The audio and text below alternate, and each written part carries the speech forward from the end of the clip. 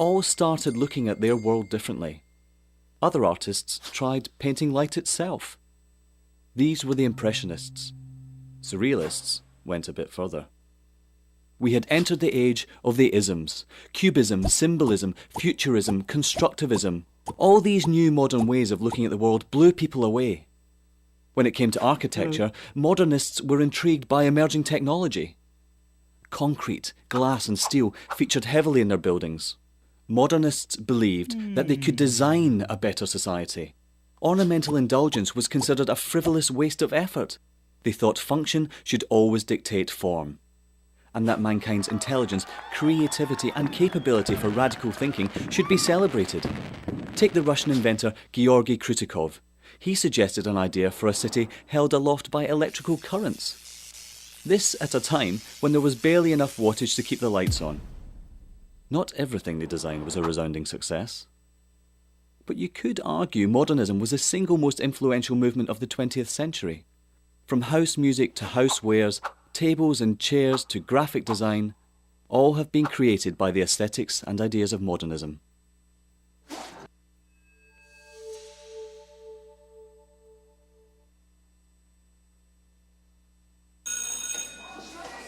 Don't look at me.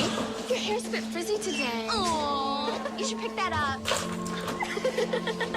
Oh, you're such a dork. Loser. Here, let me help you with that. Oops. Every day, kids witness bullying. Oh, look. Your crush is looking at you. Poor you. They want to help, but don't know how. See, no one here's gonna help you, because no one Teach likes your you. kids how to be more than a bystander. Visit stopbullying.gov. If you drive buzzed, it could cost you around $10,000. You'll face major legal fees, major fines, and steep insurance penalties. You could lose everything. Nothing kills a buzz like getting pulled over for buzz driving, because buzz driving is drunk driving. When some people struggle with their mortgage payments, they become frozen, petrified. Not knowing what to do, they do nothing. But the people who take action are far more likely to get the most positive outcome. Making home affordable is a free government program. Call now to talk one-on-one with a housing expert about the options that are right for you. Real help, real answers, right now. Here at the GED Pep Talk Center, we have pep talkers standing by to get you motivated for your GED diploma. Text the name Terry to 69222 for a sympathetic pep talk. You show people what you really are. Or for a gentle pep talk, text the name Deborah. You know you're going to make people very proud of you. And if that's not enough, text the name Danny for an extreme pep talk.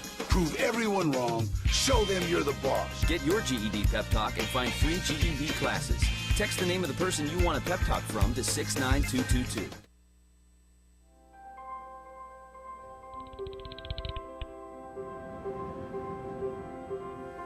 Did you see the world differently?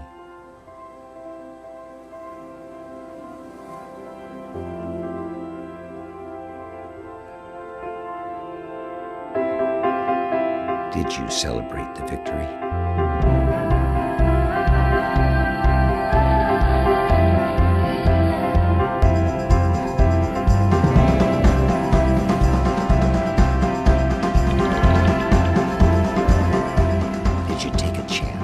So today, I state clearly and with conviction America's commitment to seek the peace and security of a world without nuclear weapons. Did you stand up against our greatest threat?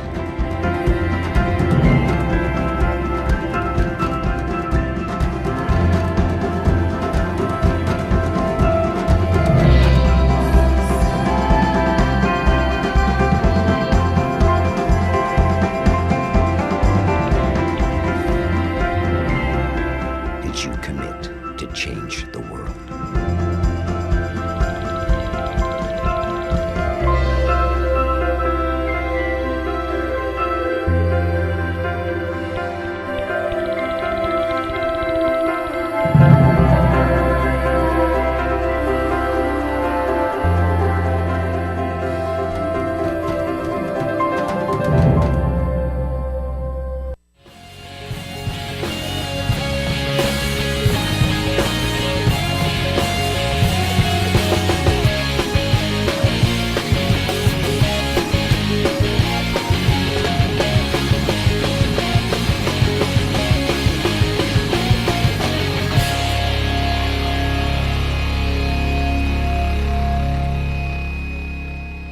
On your radio, on your TV, and online. This is the Bill Press Show.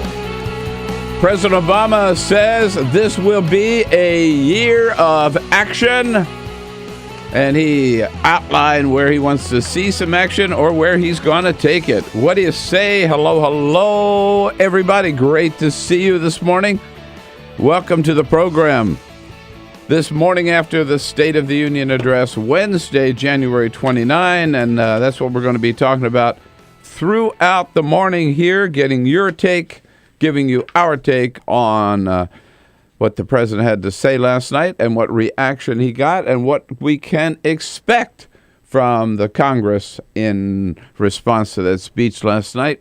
What action, where we can expect Congress to take action, where we can expect and know that the president will be taking action as well. It's good to see you this morning, and we're also dealing with weather all around the nation here, particularly in the Midwest and here on the Eastern Seaboard. More snow last night in Washington, D.C. Not a lot, but just enough to remind us that it's cold and it is winter and it's going to continue, and sub-zero temperatures in many, many different parts of the country. We got it all covered, mainly focusing on the State of the Union, of course, but look forward to hearing from you. It was a very powerful speech, I thought, last night. Let us know what you think about it at 866-55-PRESS, 866-55-77-377. Send us your comments. We're getting a lot already on Twitter, at BP Show, and on Facebook, at facebook.com/Bill Press Show. We were all up late last night watching the speech, of course, but still here this morning. We got it. Peter Ogburn and Lisa Murphy. Good morning, guys. Hey. Good morning. All right, here we go. Good morning. Alicia Cruz made it in from up in Balmer, and Cyprian Bolding as well. So we got the cameras gone. We got the phones gone. We got it made here this morning. We are ready to go. Weather stories you will not believe. As I say, we had, here in, what do we have, 1.5 inches for snow maybe here in D.C. You're a little more probably in the suburbs. Last night? Yeah. Oh, I didn't even get that much. Really? Yeah. No, it was just a dusting. Yeah. It stuck, but it was just a light dusting. You can tell it was there. Yeah, it was there. It's an inch or so here in town. But some places down south, Peter, you were saying by the way, I have to tell you. So I got a call from my dad yesterday in Charleston, South Carolina. Did they get that snow in Charleston? Well, he called me early. They did get snow down there. They did? They did. Oh, man. And he calls me. I wonder how buddy Ike is doing here. Ike, if you're there, give us a call. I want to know how you're doing, buddy.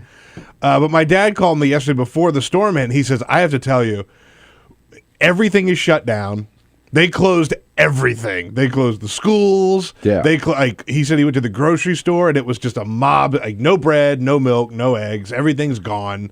Right, for this little bit of snow that might be coming. And they just totally freaked out. But what the story that I thought is in Atlanta, Georgia. Kids spent the night in schools last night because they couldn't get home. The roads were so slick. Here's the governor of Georgia telling what was going on. We are sending state troopers, members of our Georgia State Patrol, to each of the schools where children are still there. And it is anticipated that in some of those schools, some of the children will probably spend the night there. Same in Alabama. In Alabama, kids spending the night in the schools because they couldn't get home. Alabama. I'm sorry, in the schools. In the skews. Yes, sir. Fine skews there in Alabama. It's weird to think about it, but Alabama gets snow. I have a lot of family that grew up there, and when I used to visit, they get snow every year. Yeah. But they're not used to these super icy conditions where the roads just ice over, and they don't have the equipment to get that straightened out. Yep. Paralyzing storm cripples the South is a headline on CNN this morning. So these extreme weather stories, extreme cold, and people being stranded in the snow are not coming from Chicago and Minneapolis, and Fargo, right? Or Boston or Maine. They're coming from the South. I mean, it's Chicago and Minneapolis and places like that. They are getting it. They're getting it, but they also know how to handle it. They get this type of weather. It might not be quite this bad. Yeah. I saw a story last night from Fayetteville, North Carolina. Like, they have snowplows they've never taken out of the garage before. They didn't know what the hell they were. They didn't know how you put this plow down or this button do. What's this? Yeah, right, exactly. So, man, it has been. I heard one really sad story last night about a poor guy. His car went off the road and. He couldn't move, so he got out of the car, decided to walk home, froze to death. No way. Snowback froze to death. They found him. Man, God. So be careful out there. Stay warm. Be safe. And just get on the phone. Call us. Let you know what you think about the State of the Union. 866-55-PRESS. David Jackson covers the White House for USA Today. Very much part of the coverage last night. He'll be with us this morning. Jamal Simmons, Democratic strategist here, is a friend of Bill. And we'll be talking to two members of Congress, actually have never joined the show before. Congressman Dan Kildee from Michigan, and also Senator Steve Horsford from Nevada. And you. But first. This is the Full Court Press. Just a couple of other stories making news. Here's what's up. A 16-year-old girl survived a fall from 3,500 feet when she went skydiving in Oklahoma. Her name is Mackenzie Wethington. She went skydiving for her very first time, and I would imagine it was her last time. Yeah, what happened to her parachute? She jumped out, and her parachute did not open. Oh, God. She fell to the ground. She is hospitalized. She has internal bleeding, some broken vertebrae, a shattered pelvis, but she is alive. She's breathing on her own in the intensive care unit of an Oklahoma City hospital. Oh, God. God help her. Yeah. Have you ever been skydiving? No, and I'm not going. No, me either. No. Nope. Bill, you'll be very happy to hear that Google unveiled new designs for its Google Glass. I admire George Bush for doing it on his 85th birthday. Yeah.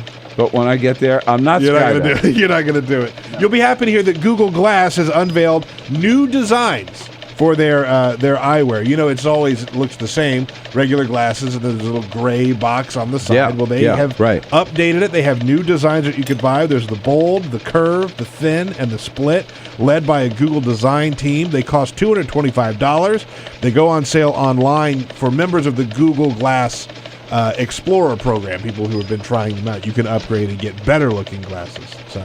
And you can get with your prescription and everything, indeed. right? Yep. Yeah. I'm thinking of getting a pair. Of Google Glass? No, you're not. No, I'm not. No, so revolutionary. No, I know you better than that.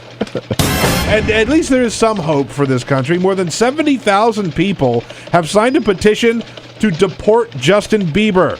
The petition has racked up more than 74,000 signatures, urging the Obama administration to revoke Justin's green card and send him back to his native Canada. Many Americans are fed up with the singer's reckless bad boy ways, culminating last week with his drag racing arrest. Maybe we should send him back to Canada. It's all their fault anyway. Well, I talked to Canada, and we don't want him either, yes, so he can stay here. Elisa Murphy. She is of the Great White North. Let's blame her. By the way, we need to talk about your drag racing and drinking stuff, Elisa. We expect. I didn't use a yellow Lamborghini, so I can't get caught. A little Jennifer Granholm. Sure. So she's a fine Canadian. And a terrible habit of drag racing. Oh, is that right? Yeah, real bad drag racing. Yeah. Well, those Canadians, what do you expect? They live so deprived up there, right? Well, all right. So, State of the Union. I got to tell you, you're good friends. You've been part of the program for the last few days. You've heard me express. I was not looking forward to last night's State of the Union because after that interview the president gave to the New Yorker, David Remnick. And then the comments in the New York Times, I mean, it was sort of like lower your expectations. And maybe that was a good game to play because my expectations were so low that we'd hear anything meaningful out of the president last night that I had sort of girded myself for, oh man, this is going to be bad. But you know what? He exceeded my expectations. I thought it was a damn good speech. Look, it was too long, and every State of the Union.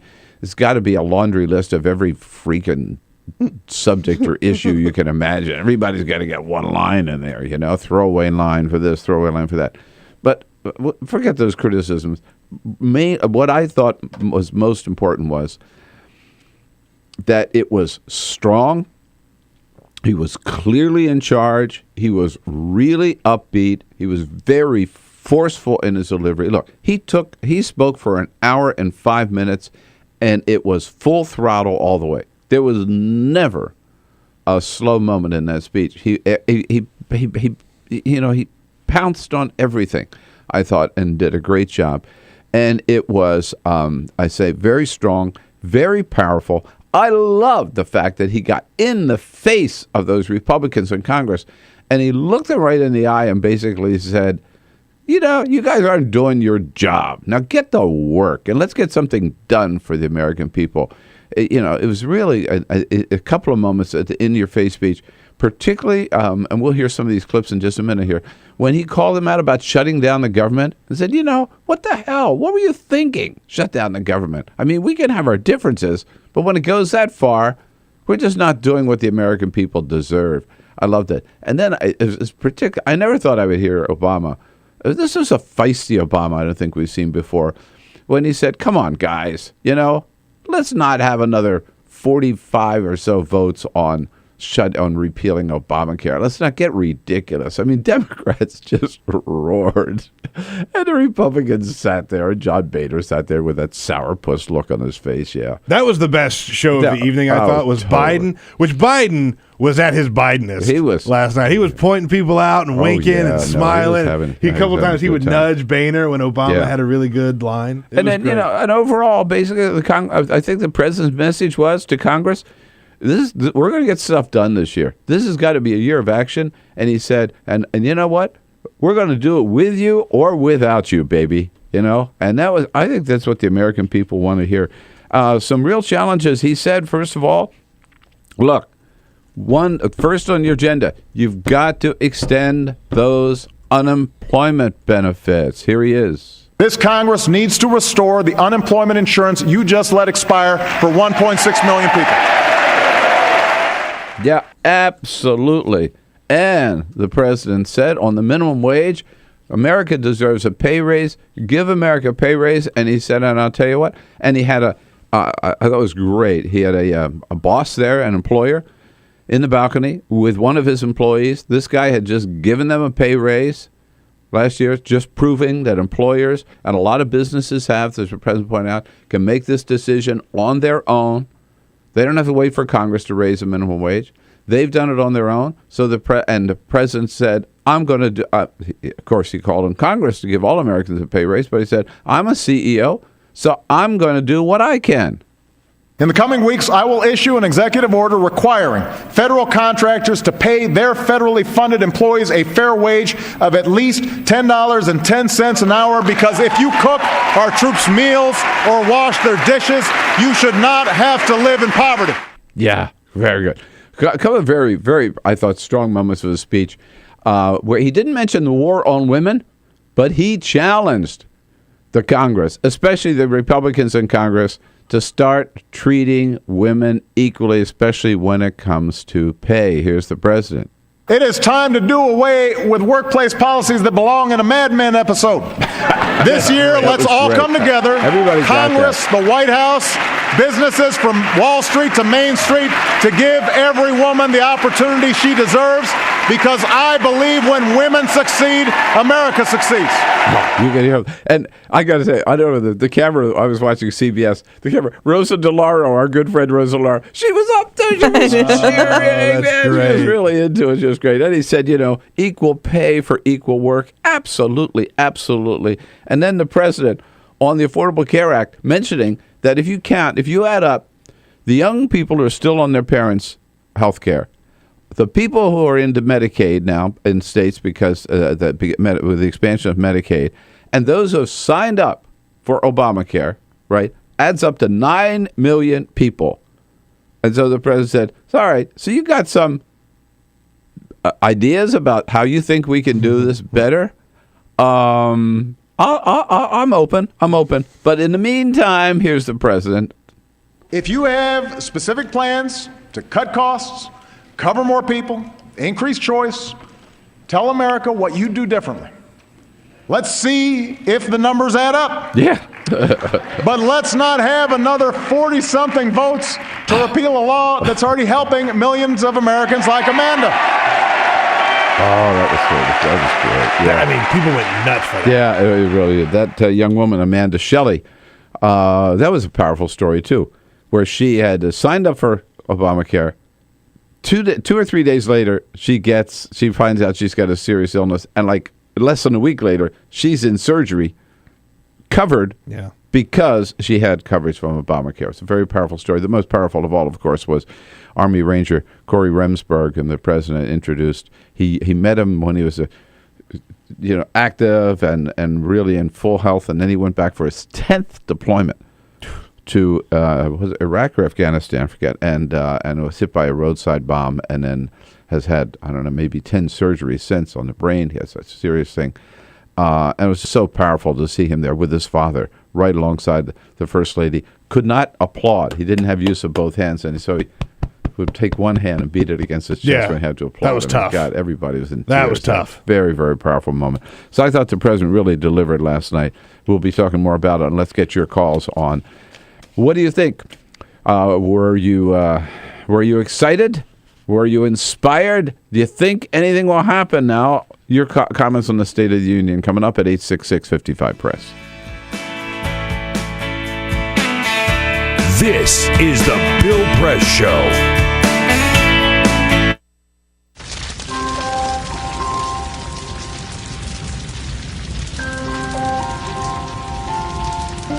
A single ember that escapes from a wildfire can travel more than a mile. That single ember can ignite and destroy your home or even your community. You can't control where that ember will land, only what happens when it does.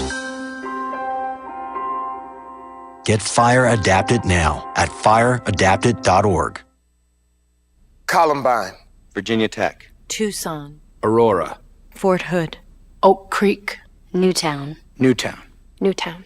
Newtown. How many more? How many more? How many more colleges? How many more classrooms? How many more movie theaters? How many more houses of faith? How many more shopping malls? How many more street corners? How many more? How many more? Enough. Enough. Enough. Enough. Demand a plan. Right now. As a mom. As a dad. As a friend. As a husband. As a wife. As an American. As an American. As an American. As a human being. For the children of Sandy Hook. Demand a plan. No more lists of names. It's not too soon. It's too late. Now is the time. Before we all know someone who loved someone on that list. No more lists. No more. Who they might have been. No more. If we had just done something yesterday. It's time. We can do better than this. We can do better than this. It's time. It's time. It's time for our leaders to act. Demand a plan. Right now. Right now. You! Demand it! Enough. Enough. Enough. Enough.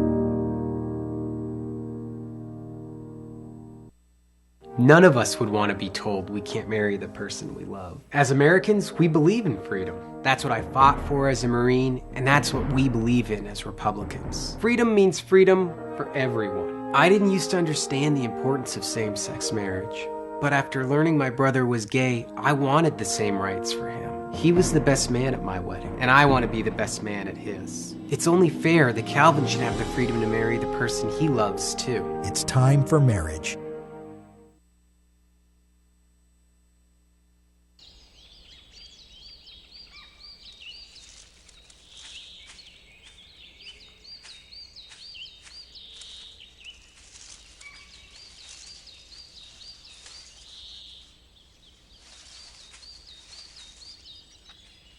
At Earth Justice, we defend the environment in the courtroom. Join our fight. When you take a seat, you take a stand. Earth Justice, because the Earth needs a good lawyer. So, I'm kind of new here, but I've noticed a trend. My human does this funny thing where she goes around and gets all my toys, and then she hides them in that basket by the door. But it's always the same basket, and it's always in the same place. And then she acts so surprised when I find them, but, she's putting them in the same basket. Again. It's like, hello, that's where you put it last time. You were the worst at hide and go seek.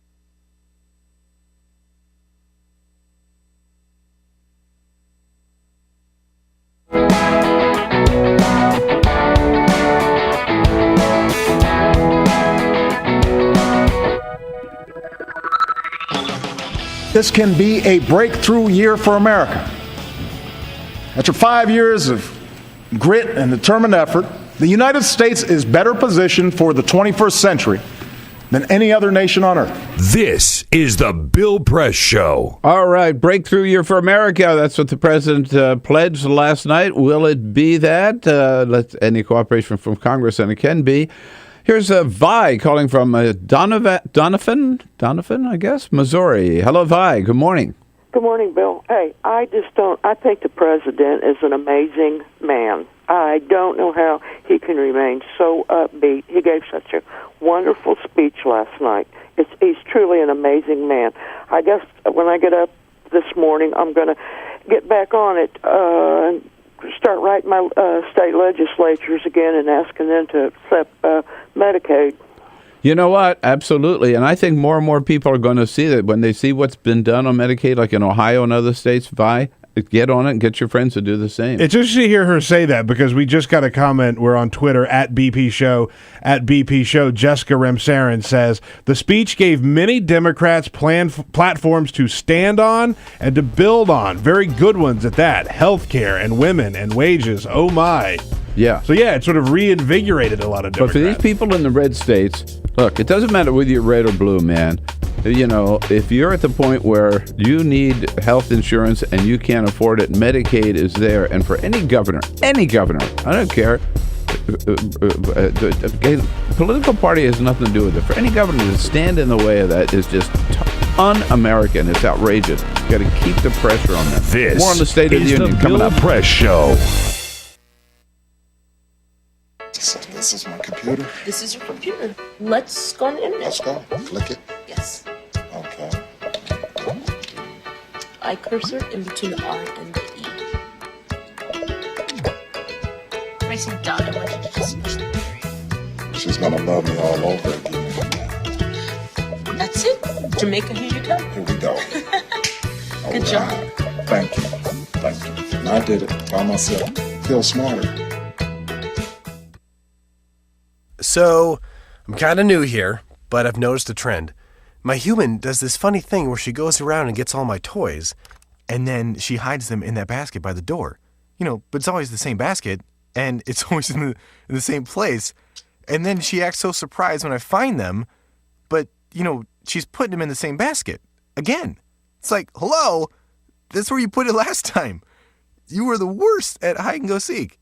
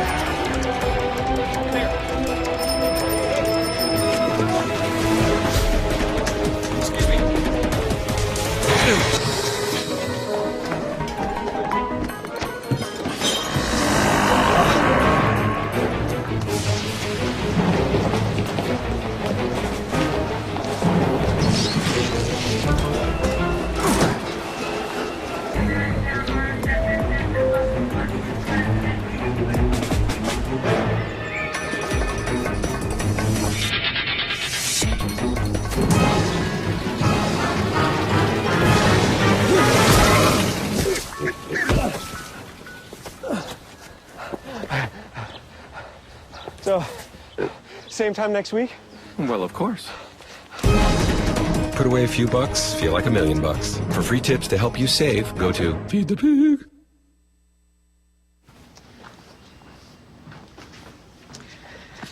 All right. I know this isn't any fun to talk about, but we should. Okay. So who's going to do what? I'll pack the dead batteries. Great. I'll only put what I don't need into a duffel bag. Perfect. That's totally unhelpful. No problem. Meanwhile, I will try to comfort everyone by speaking in a calm voice. And I'll try to get the generator going without any gas. Oh, let's not forget the cell phones, which probably won't work. Right. And who is going to handle supplies? I can forget to do a list for us. Thanks, pal. Well, I think we couldn't be any less prepared.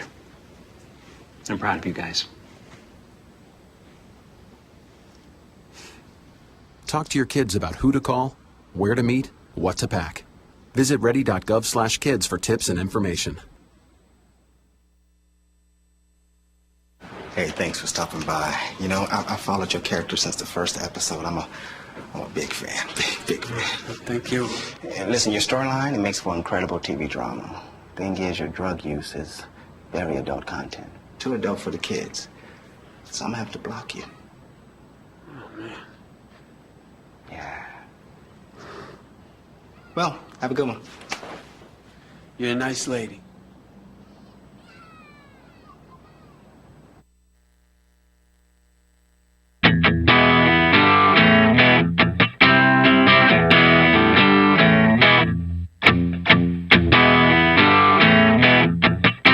On your radio, on TV, and online. This is the Bill Press Show. All right, 33 minutes after the hour. Very powerful presentation by the president last night, telling Congress, in effect, we got to get some things done this year, and we're going to get them done with you or without you, baby. You want to get something done? Fine. If not, I'll do it myself. 33 minutes after the hour now. Your comments, 866-55-PRESS. Give us a call. Let us know what you thought about it last night. Peter, on the internet, on the social media. Yep, we are on Twitter, at BP Show, Also taking calls at 866-55-PRESS. But before we get to those, Bobby says he thinks that John Boehner was stewed last night, watching him back there just getting angry at the president, which was, for my money, one of the most entertaining parts of the well, it was. And I mean, the fact that he would just sit there at certain points where, party got in the way of what was right for America. The moment that jarred me was when the president talked about all the repeals of Obamacare. Yeah. And Biden stood up and clapped, and everybody stood up and clapped, and Boehner just had this kind of smirk on his face, like he probably agrees that that's all kind of nonsense, but... Yeah, I mean, he can't clap for that. He said, for example, I had one note here. I was just looking. Give America a raise. Give America a raise. And Biden, everywhere. Boehner just sits there. Yeah. I mean, how can you be against that? Yeah. Give America a pay raise, right? Yeah. A couple more comments from Twitter. KPT 2005 says, last night, this is a theme we're hearing. Last night fired me up, made me realize we can never let the Republicans have control of this government ever again. And NC Nomad says, Bill, you always underestimate President Obama. When are you ever going to learn? I hope he keeps exceeding my expectations. Absolutely. But the White House was certainly trying to get us to lower our expectations before the speech. Before we get back to your calls, 866-55-PRESS. Just one other point is, the Republicans right away, I don't know whether you saw, but Paul Ryan and John Boehner yesterday, when it was announced that the president was going to raise the minimum wage for those who work for federal contractors by executive action, Boehner and Paul Ryan came out and said, "Oh, this is terrible. He's violating the Constitution. He can't do that. We have a separation of government here. The president cannot do things by executive order. This is terrible. It's unconstitutional." They are so full of it. I mean, it was, first of all, every president, I just did a little research last night. Every president since George Washington has done things by executive order. Obama is hardly the first, number one. Number two, presidents have done some pretty powerful things, sometimes bad things by executive order, sometimes some really good things, but big things by executive order. Harry Truman opened up the military to blacks. By executive order. Congress wouldn't do it. Harry Truman did it by executive order. Franklin Roosevelt ordered that Japanese Americans be rounded up and sent to internment camps. Shameful cloud over the history of this country. He did it by executive order. Dwight Eisenhower desegregated public schools in the South by executive order. And President Obama is going to raise the minimum wage for federal contractors by executive order? That's nothing compared to what these other presidents have. It's the right thing to do. I'm not putting him down. I'm saying it's a great thing to do. It's the right thing to do. And Bob Schieffer last night pointed out, you would have to go back. President Obama has done executive orders 167 times. He announced 14 more last night. You would have to go back to Grover Cleveland for a president who has used the executive order less than Barack Obama. No kidding. Right. So don't give me this crap about Obama violating the Constitution. And you know what? If the Republicans don't want him to use executive order, then get that off their ass and get something done. Get off their ass and do something about immigration reform or about the minimum wage or about unemployment insurance. It's not rocket science. But if the president said last night, I loved it. I want to work with you. I'd prefer to work with you. But dude, you're not going to do anything. I will. That was I thought the best part of the speech. Susan, out in Gig Harbor, Washington, all the way on the West Coast. Hello, Susan. Good morning. Yes, I thought it was, I guess I'll say, a nice speech, but it was more platitudes, and I really wanted to see some actual substance. Like where do you think he was lacking? Pretty much the entirety of the speech. I mean, there are people that are no longer counted into the unemployment, and it is well above 35 to 37% if they actually counted those people, because they've been years and years on unemployment. We are suffering, and he never addressed any of that. We need work programs. We need to get back to work. We don't need to keep giving away jobs, and this whole TPP thing is bad. Keystone is bad, yet none of these things were addressed, and soon, probably, my disability will be taken away, which is how I was surviving.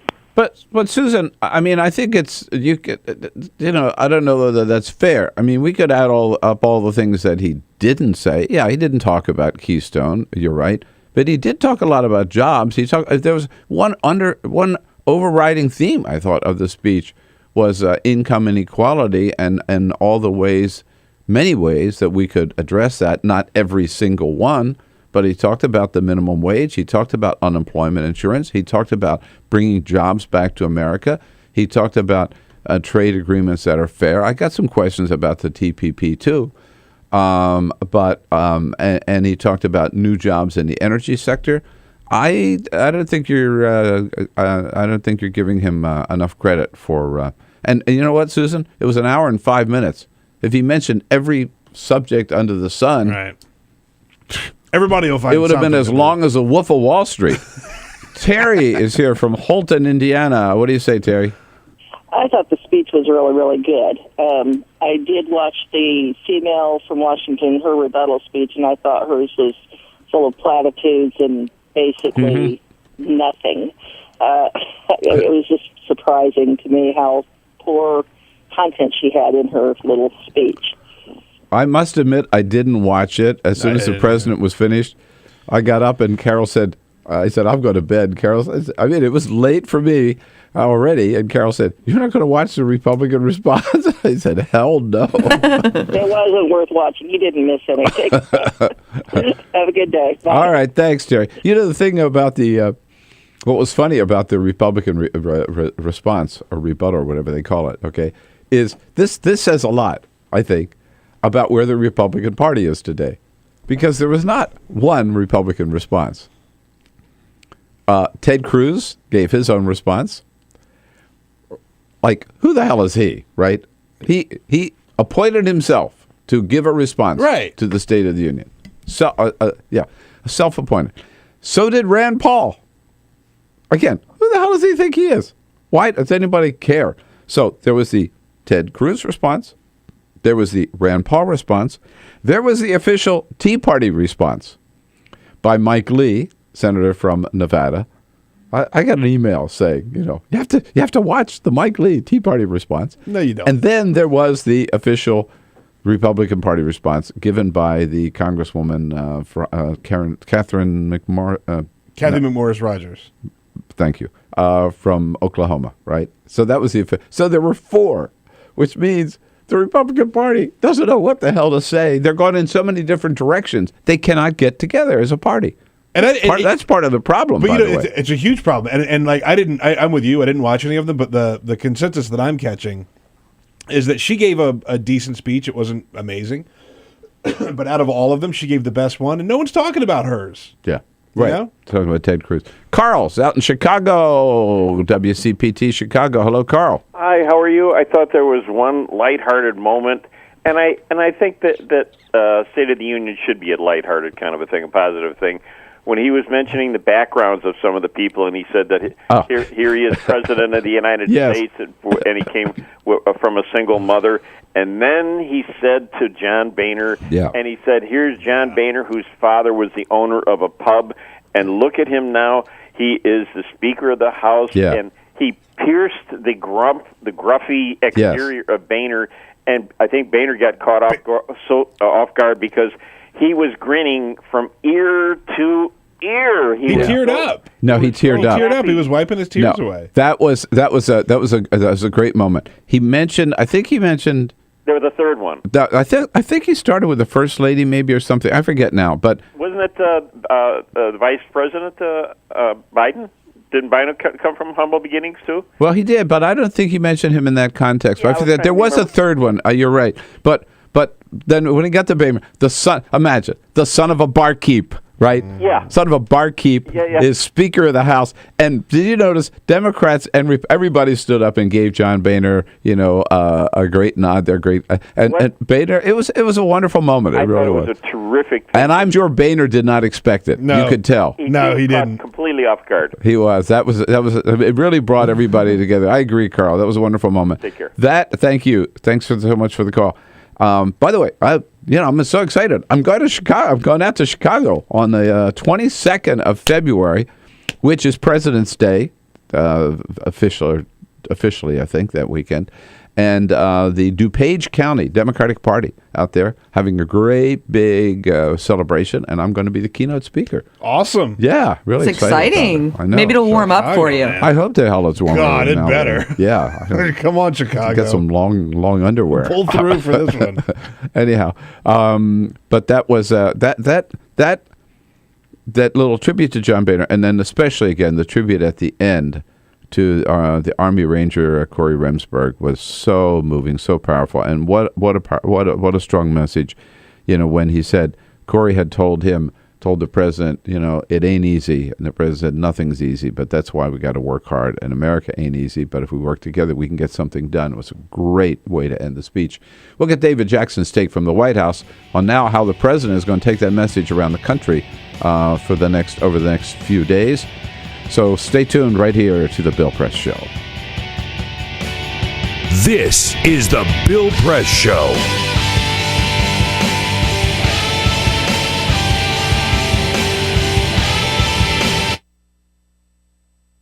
It is possible to read the history of this country as one long struggle to extend the liberties established in our Constitution to everyone in America.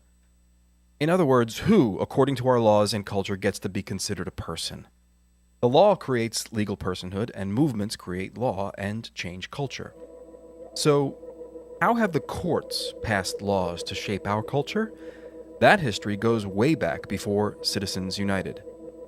1819, Dartmouth College versus Woodward, Supreme Court case, turned a corporate charter from a government-granted charter to a contract.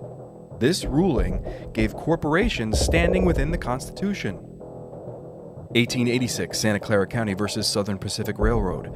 Though the court did not rule on corporate personhood, the decision was subsequently cited as a precedent to hold that a private corporation is entitled to the same 14th Amendment rights of due process and equal protection as human beings. This makes it impossible for us to make laws that treat local businesses any differently than giant multinational corporations, even if their business practices are deemed to be harmful to workers, the environment and communities, or if they have a history of violating the law. Hale versus Henkel, 1906. The court granted corporations the Fourth Amendment search and seizure protection. Dodge versus Ford Motor Company, 1919. The Michigan Supreme Court says the business corporation is organized and carried on primarily for the profit of the stockholders. Stockholder primacy is established. The purpose of the corporation, according to the court, is no longer to serve the public good, as it had been. It is now to maximize profit for shareholders above all else. Pennsylvania Coal Company versus Mahon, 1922.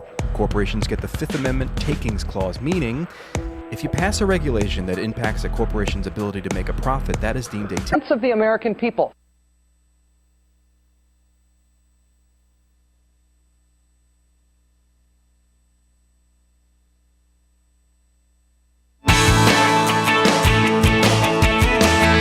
Seen on Free Speech TV and online on TawkrTV. This is the Bill Press Show. Here we go with 13 minutes. 12 minutes now, make it, before the top of the hour. Congressman Dan Kildee from Michigan will join us at the top of the hour together with Jamal Simmons, Democratic strategist. Congressman Kildee's colleague, Stephen Horsford, Congressman from Nevada, Nevada's 4th District, here in the studio with us now. Again, Congressman, great to have you here. Thanks, Bill. Everybody, member of Congress, there's not a lot of room in that chamber. I mean, on the floor, everybody's crowded in, and then in the galleries, there's not a lot of room. So every member of Congress gets to invite one guest. Your guest last night, except for the president. The president, obviously, he had just some wonderful, wonderful people there with the First Lady last night. Who did you invite? I invited a constituent from Nevada, an out-of-work constituent. Her name is Tamika Woods. She is an electrical worker with the IBEW in Las Vegas. Because of the high unemployment in the construction sector, working with Congressman Levin, several colleagues, and I brought constituents from our home states who've been affected by the loss of unemployment insurance benefits to kind of bring a voice and a perspective and a face to the 1.6 million Americans, 1.7 now if Congress doesn't act this week, who've now lost their unemployment insurance benefits because of the failure of Congress to act to extend those vital bridges till people can get back on their feet. It's too bad the president can't do that by executive order, right? Well, again, this is one of these. Some of those people are in Republican Tea Party districts. Unemployment workers, unemployment people are everywhere, in every district across America, rural or urban, blue or red, purple districts like mine, and everything in between. People are unemployed and they need their Congress to act on their behalf. This is the first time in decades that Congress has not acted to extend uninsurance benefits. In my home state of Nevada, 20,000 people now have lost uninsurance benefits. And as Tamika told me, she's an electrical worker.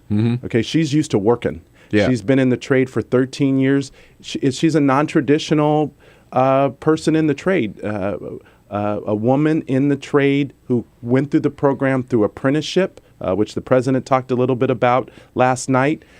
She wants to work, but right now, in Las Vegas at least, the construction jobs simply are not there at the level they were. She told me before they used to send out 200 to 300 people a day for jobs. Whoa. Now they're sending 6 to 7 people out a day based on what's available. That's no fault of her or her coworkers.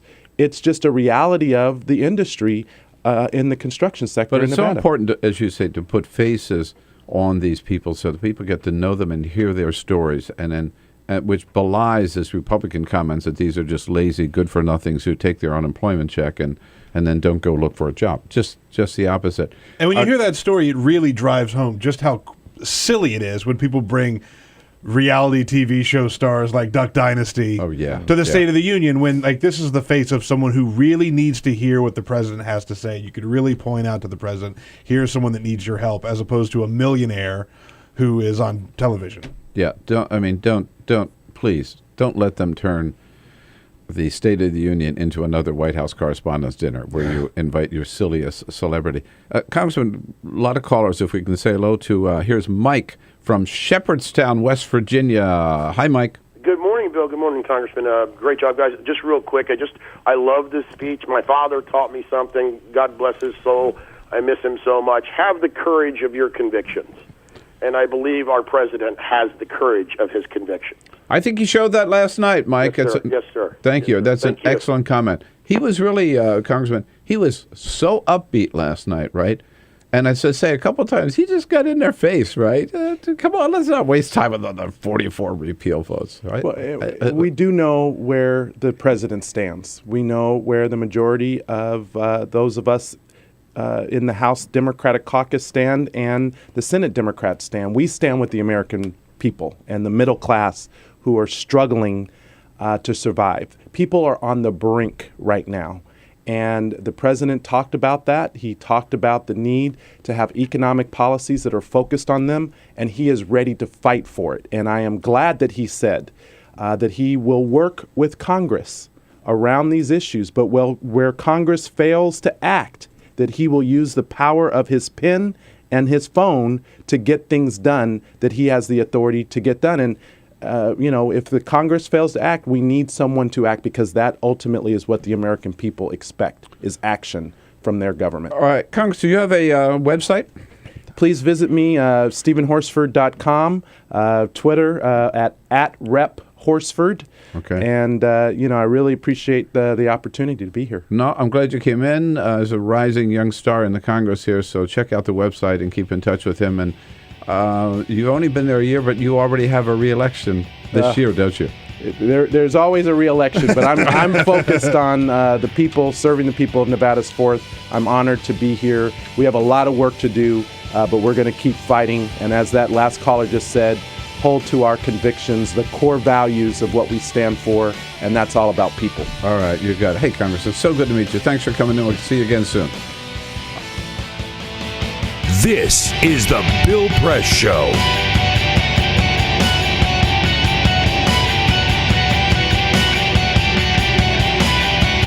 This is my computer. This is your computer. Let's go on the internet. Let's go. Click it. Yes.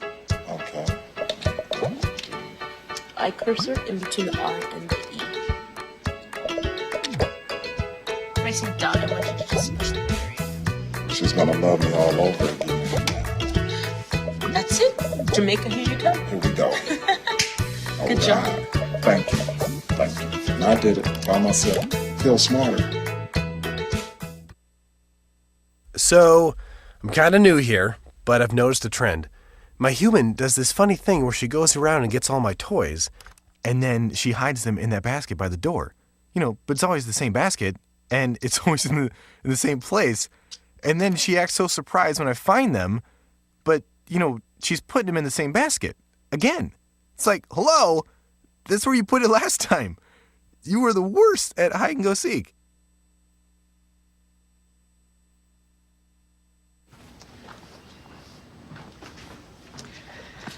All right.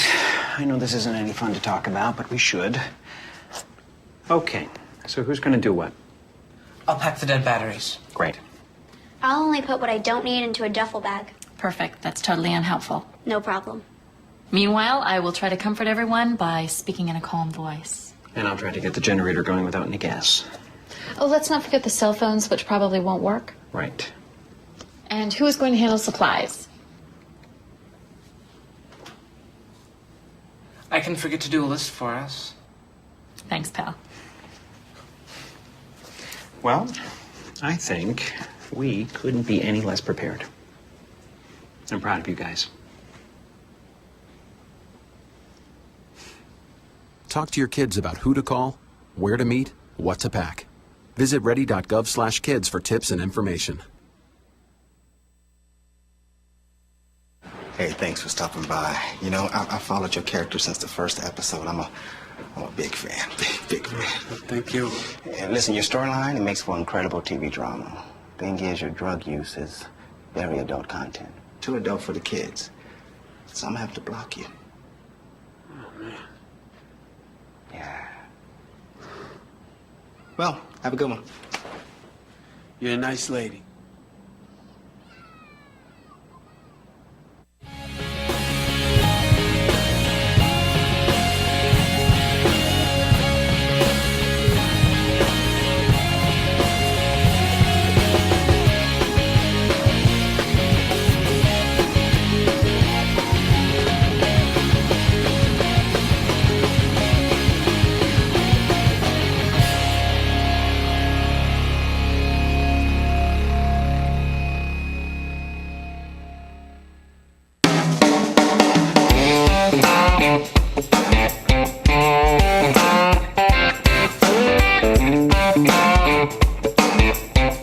This is the Bill Press Show.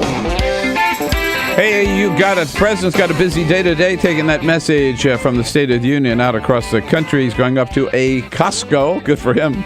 Check out the meat department. Those duck breasts are really, really good. At Costco, he's going to Costco in Latham, Maryland. Then he hops on a plane out to Pennsylvania, visiting a steel mill out there. You know, I bet the steel workers president's going to be there, don't you think? Yeah. Mm-hmm. Yeah. Leo Gerard, I bet he will be. And then the president comes back here to Washington late this evening. Tomorrow, he'll be going out to Milwaukee and then down to Nashville, taking that message of action, making this 2014 a breakthrough year, as he said. He's going to take that on the road for the next 2 days. There's some good barbecue restaurants around Nashville. Good local spots he's probably going to hit somewhere along on this trip. I bet he knows all about them, too. I'm sure. We'll be back with Congressman Dan Kildee from Michigan. This is the Bill Press Show.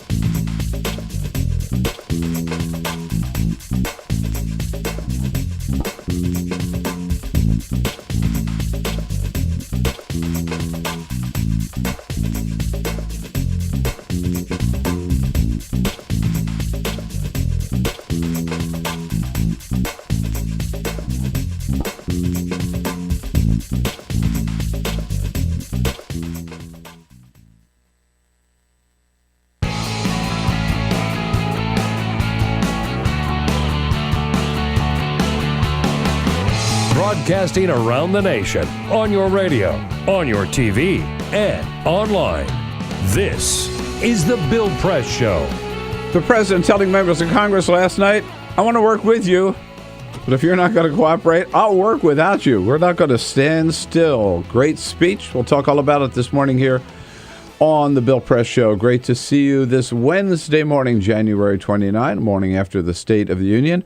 We are coming to you live on your local progressive talk radio station all across this great land of ours. Good to have you with us. And if you prefer to take a look and follow the video, our video stream is up worldwide. I haven't checked how many countries we're in today, but it was 21 yesterday. All around the globe, our video stream at youtube.com. I'm sorry, it's youtube.com/TawkrTV, TAWKR-TV. And to help us through the morning after the State of the Union, first of all, one member who was in the chamber last night with the president, another freshman member of Congress. It's great to meet these new members of Congress. Congressman Dan Kildee from Michigan. Congressman, great to see you. Thanks. It's good to be on. It was good to have Stephen Horsford, your colleague. Stephen's great. We got a great class. What a great freshman class here, huh? I was mentioning it's the first class elected to Congress that's made up of a majority of women, minorities, LGBT. I'm a minority in my class, and it's great. It's an amazing group of people. First time that's ever happened. Do you feel discriminated against? Well, I was elected to be the freshman representative on steering and policy, a class that is a majority minority class. I think they elected me because I was a minority. It's a great group of people. And we welcome back as a friend of Bill, first time in the year 2014, Jamal Simmons, our good buddy, Democratic strategist. Hey, Jamal, how are you? Good morning. It's nice to see you. Another Michigan guy, though. The Michigan guys who run the table around here. Right. I don't know whether that was planned deliberately by Peter or not. I didn't pick up on that, right. But, Jamal, I asked you earlier, did you get security since you've got, these members of Congress coming in here? Some of them are getting pretty rough. They're roughing up the media, Exactly. I'm charting out my move. I might come after you. Jamal's my security. Right. Yeah. But so we all wait for that moment. In fact, some members of Congress have been waiting hours in their seats because they wanted to be on the aisle. We all wait for that magic moment when the Sergeant of Arms walks up to the double doors in the back of the chamber and announces, Mr. Speaker, the President of the United States.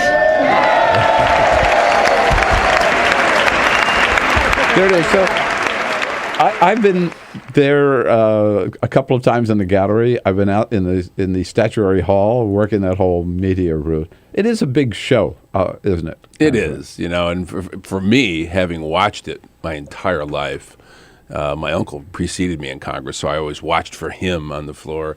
To be there, it's pretty heady stuff for me still. I guess I'm still new enough where it's pretty impressive, actually. And it does. Just having all the Republicans and Democrats on the floor together, even though they're not all standing or applauding at the same time. Sure. Well, I don't think they all agreed with that first statement, the President of the United States. Some of them didn't. You're right on that. Yeah. This is the first point of disagreement. I think you're right on that. But no matter how many times you've seen it, it's a moment to remember, don't you think? It is a moment to remember, and I always think so. I only ever went inside the chamber one time. Bill Clinton's last speech, his last State of the Union speech in 2000. I was sitting on the stairs, and I think about the fact, like, it's funny because Bill Clinton used to tell the story when he was in 1991. Before he ran for president, he was in Washington for a meeting. He couldn't get a ticket to the State of the Union. Finally, somebody got him a ticket. It was a ticket to sit on the stairs to watch it, sitting squeezed in between two other people, watching George Bush Sr. give the State of the Union speech. And 2 years later, he was given that speech. And so I just think that's, it's just such an amazing thing about the country that you can go from being kind of an obscure governor from Arkansas to president of the United States so quickly. Now, I'll tell you what really bugged me, though, really bugged the hell out of me last night, is the Duck Dynasty guy being in the gallery. I mean, I'm a member of the White House press corps. Okay, one of the biggest embarrassments in this town is the White House Correspondents' Dinner, which used to be a great event where reporters, those of us who cover the president, and the president and the staff and people in the administration and members of Congress would get together for a nice social event. And then it became, who can invite the most outrageous celebrities? And now that's all the dinner is all about. All the dinner is all about the people who don't belong here, who just come here, right? And I hope we're not going to turn the State of the Union into that, Congressman. I mean, last year it was Ted Nugent. This year, Duck Dynasty. I brought a wounded soldier from my district who's recovering up at Walter Reed. That's what we ought to be thinking about. Who do we want to have there that is representative of the people that we represent? It's not Duck Dynasty, and it sure isn't Ted Nugent. Yeah, good for you. Yeah. I mean, Jamal, the president talked about some real issues where this country. I thought it was a very powerful opening when he talked about all these people across the country who are doing great things, and now we've got to do great things for them too. And the people that would want that, I think, are like the people who are unemployed, right, and need some help with unemployment insurance, or are not making the minimum wage, or need help with veterans benefits, or like that great Army Ranger there, Corey Remsburg. Right. They're the people you would think the members would invite. Absolutely. And I actually have a piece today on thehill.com about kids who are trying to learn how to do coding. And this great new, learn how to program computers and apps, and this great big opportunity that we have in the technology industry. But we've got to get our kids trained in our schools, and we've got to get our schools wired. The president talked about his E-rate program last night. We've got to get our schools wired so that kids can learn these new abilities. Because frankly, I grew up in Michigan with you during the deindustrialization in the 70s and 80s. A lot of those manufacturing jobs, we're going to get some new ones, but they're going to require people to have some skills in computers and robotics and all this stuff. So let's get the kids equipped for it for the new economy. So have some of those kids in the gallery and talk about the things that they're creating. In case you missed that plug, it's thehill.com is where you can find www.thehill.com. Find Jamal's piece today. I've been to Flint, and I know, like in Flint and in Detroit, you've got a lot of organizations that are working on this very issue. How do we prepare our young people for these new opportunities? Well, Congressman, the president. By the way, let me just ask you. How are things in Michigan? I mean, I keep hearing the unemployment rate in Michigan. It's very really tough. Huh? I mean, we have a fourth highest unemployment rate, approaching 9%. And, we've had this before. I mean, one of the problems. Imagine where it'd be without the auto industry. Oh my gosh! I mean, thank God we rescued the auto industry, because in my own community of Flint, the only real area of serious economic growth has been in the rebuilding of the auto industry. GM just announced another $600 million investment in my hometown. Without that, which was certainly not the effort of the Republican governor or Republican legislature. That was the President of the United States and the Congress that did that. Without that, we'd be in deep trouble.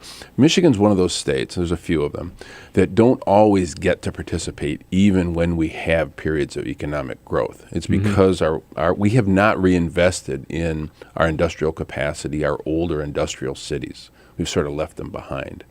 And so what the president was articulating last night, this is why I think the speech was so important. He laid out an agenda that, to me, sounded like an agenda for Flint, Saginaw, Bay City, Michigan. Invest in manufacturing innovation institutes. Invest in the skills of our workforce. Prepare those folks who have been left behind for the next economy. But the other thing is, he talks about building what I would refer to as a floor of decency, below which nobody can fall. We can talk about economic growth, but that doesn't exclude us from creating this floor of decency, a minimum wage that's a living wage, unemployment extension for those people who are struggling between their last and the next job. You know, something that is a statement of our values, that we ought, in this rich country, never have a society that has so much poverty. The president announced yesterday morning that he was going to make this announcement. I still thought it had a lot of power last night when he talked about the executive order that he's going to sign. Let's hear him. In the coming weeks, I will issue an executive order requiring federal contractors to pay their federally funded employees a fair wage of at least $10.10 an hour, because if you cook our troops' meals or wash their dishes, you should not have to live in poverty. Damn straight, right, Jamal? It is amazing. And to think that it took this long to get to $10.10 an hour, and that we're still not there for the rest of the economy. So you've got people all over the country who are doing the work the president talked about last night, but they're not being lifted up. And we know from previous studies that it doesn't have that big of an impact on employment. It's just a ruse that the right wing tries to throw at us. And if people are, my mom's a nurse in California, and in her hospital, they are going to the nurses and they are asking the nurses to take pay decreases while they're giving millions of dollars, $12 million bonuses to executives in the hospital system. That's no way to run an economy or a country. We have got to figure out how we lift people up who are doing the hard work. And, you know, Congressman, I thought it was impressive that he asked, before he called on Congress to do the right thing, he asked business leaders and bosses and people who own their businesses, and had one example in the gallery of a man who had just given all of his employees a pay raise. So that's right. And mayors are doing it, and governors are doing it. Cities are doing it. Some states are doing it. The private sector's doing it. No, Henry Ford did it. Henry Ford figured out that if you pay your worker, and Henry Ford, no left-leaning socialist, hardly, but if you pay your workers a wage that allows them to buy the products they're building, you have an economy that's sustainable. Henry Ford doubled the pay of his workers when he began building Model Ts. That's a lesson that's still valid today. Yeah, and this is what the president was saying. If we're going to have an economy that can be sustained, and we're going to have a federal government that's sustainable, we need to pay people a wage that keeps them out of poverty. And while some will argue that it has sort of it doesn't have a net positive impact on overall employment, we could argue that one way or the other. It does have an overall net impact on the lives of the people who are making a minimum wage. And it decreases the likelihood that they're going to have to turn to their government for just the basics of survival. So this is just smart. It's ethically right, morally right, but it's good economics. You know, I thought it was interesting. Already yesterday, Jamal, I saw both Paul Ryan and John Boehner complained that the president was using executive orders, that this was unconstitutional. The Constitution says there's separation of powers. It's our job to pass the bills. It's his job to sign them.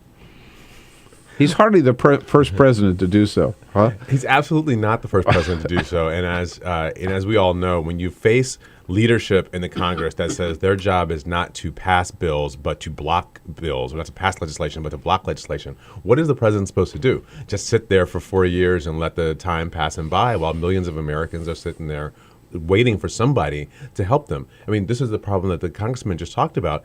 If you get up and go to work every day, you ought to be able to make enough money to feed your family. I mean, that just seems like a basic American principle. I think what he said was... It didn't offend you, did it, that he's using his executive authority? Please do, Mr. President. We have a Constitution. You should not decide that because Congress can't do its job, that you ought not do yours. And you know, if Boehner and Ryan really are concerned about it's Congress's job to pass the bills, pass the bills. Bring them to the floor. Bring tax reform for all. For all the talk president we have talked about it last. Bring that to the floor. Bring an infrastructure bill to the floor.